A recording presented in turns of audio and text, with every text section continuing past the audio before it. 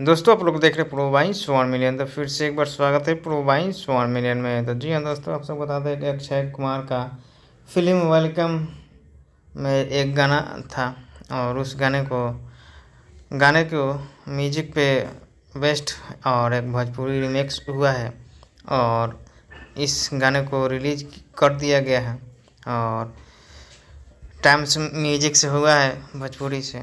और आप लोग सुनिए, अक्षय कुमार के फिल्म का गाना उसी ट्रैक पे बना हुआ है। बहुत ज़बरदस्त गाना है और आप सबको ऑफिशियली रिमिक्स भी हो चुका है इस गाने का।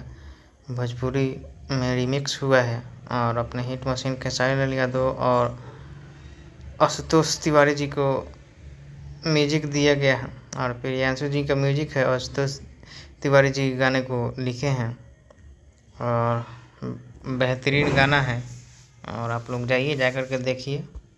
बहुत अच्छा रिमिक्स है। बाकी अपना राय कमेंट बॉक्स में दीजिए।